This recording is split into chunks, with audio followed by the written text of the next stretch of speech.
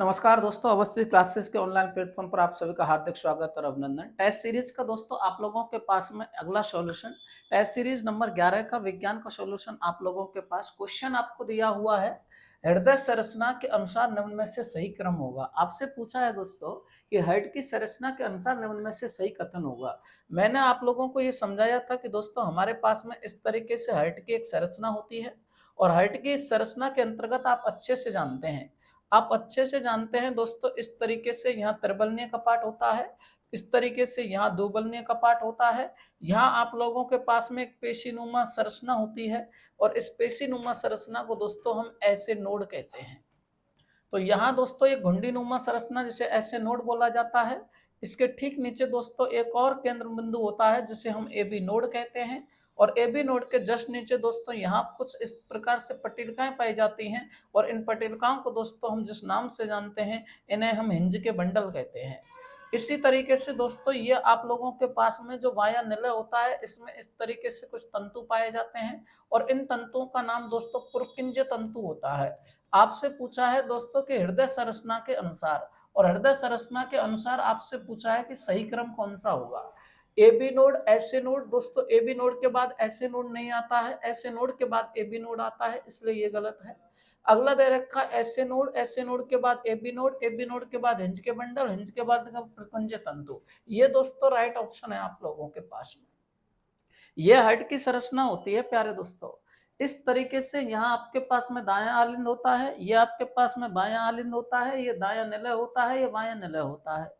यहाँ दोस्तों घुंडीनुमा संरचना से हम ऐसे नोड कहते हैं, सिनोएट्रियल नोड कहते हैं, पेसमेकर कहते हैं, दोस्तों हृदय की बैटरी कहा जाता है, सिरा आलिंद पर्व कहते हैं, ये एवी नोड होता है, एंट्रोवेंट्रिकुलर नोड, ये हिंज के बंडल होते हैं दोस्तों, ये पुरकिंज तंतु होता है। इसलिए इस क्वेश्चन का जो राइट जवाब आप लोगों के पास में होगा विकल्प नंबर 2।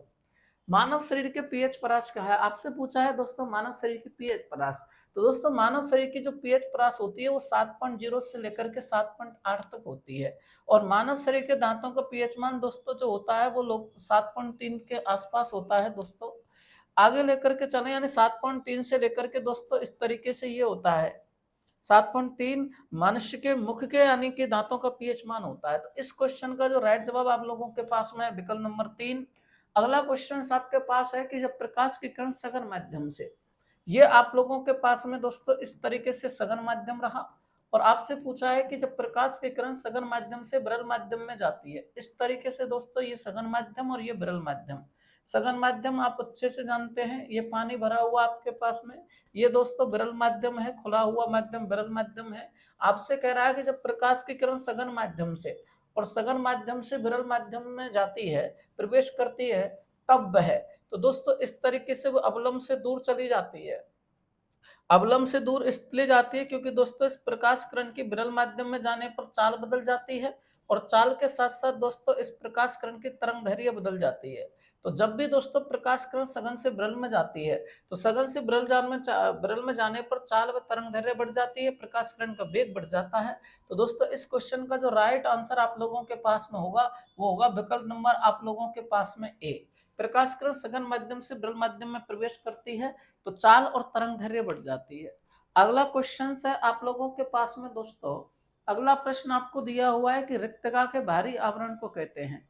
कोशिका विज्ञान टॉपिक से उठाया गया है दोस्तों और कोशिका विज्ञान के अंतर्गत एक कोशिकांग होता है और उस कोशिकांग को दोस्तों हम रिक्तका कहते हैं, जिसके खोजकर्ता आप लोगों के पास में स्पिलिन जोनी होते हैं।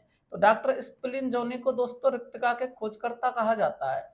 और आपसे पूछा गया कि रिक्तका का जो बाहरी आवरण होता है यानी दोस्तों रिक्तका के बाहरी आवरण को कहा जाता है। तो इस क्वेश्चन का जो दोस्तों राइट जवाब होगा वो टीनोप्लास्ट होगा। ये सैटेलाइट दोस्तों आप लोगों के पास में आप अच्छे से जानते हैं कि जो हमारे पास में गुणसूत्र होता है उस गुणसूत्र का दोस्तों शीर्ष भाग आप लोगों के पास में सैटेलाइट कहलाता है, यह आप लोगों के पास में सेंट्रोमियर कहलाता है और इसी तरीके से दोस्तों जो लास्ट भाग होता है टीलोमियर कहलाता है। तो इस तरीके से गुणसूत्र संरचना के पार्ट होते हैं। आपसे पूछा गया है कि रिक्तका के बाहरी आवरण को कहा जाता है। तो दोस्तों रिक्तका का जो बाहरी आवरण होता है उस रिक्तका के बाहरी आवरण को हम दोस्तों टीनोप्लास्ट कहते हैं। ये आप लोगों के पास में दोस्तों अगला क्वेश्चन आपसे पूछा गया है दोस्तों कि कक्षा के बाहर संचालित क्रियाकलाप जहां छात्र अवलोकन करते हैं प्रयोग करते हैं, खोज करते हैं तथा प्राकृतिक घटनाएं की व्याख्या करते हैं। दोस्तों अगर छात्र प्राकृतिक घटनाओं की व्याख्या कर रहा है, उनको अवलोकन कर रहा है, दोस्तों क्रियाकलाप कर रहा है, तो इस प्रकार की यानी कि उस विधि को हम क्या कहते हैं? दोस्तों विज्ञान क्लब आप अच्छे से जानते हैं, विद्यालय के अंतर्गत आयोजित होने वाली एक प्रकार की दोस्तों प्रदर्शनी है। विज्ञान प्रयोगशाला विद्यालय के भवन के अंतर्गत होती है।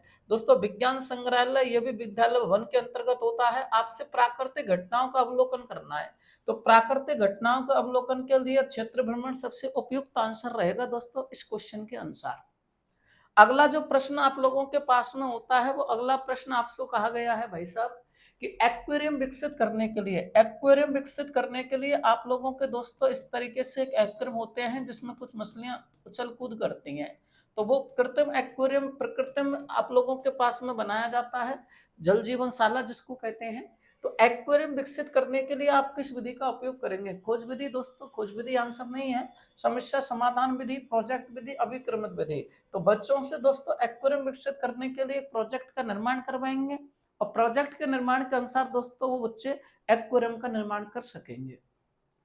अगला क्वेश्चन आप लोगों के पास में है, और अगला क्वेश्चन है आप लोगों के पास में कि छात्र गाय को सजीव बताता है और पत्थर को निर्जीव बताता है, इस प्रकार के उद्देश्य की प्राप्ति दर्शाइए। यानी छात्र दोस्तों गाय को सजीव बता रहा है और पत्थर को निर्जीव बता रहा है, यानी कि वो छात्र है जो सजीव और निर्जीव के अंतर्गत दोस्तों समझ पा रहा है।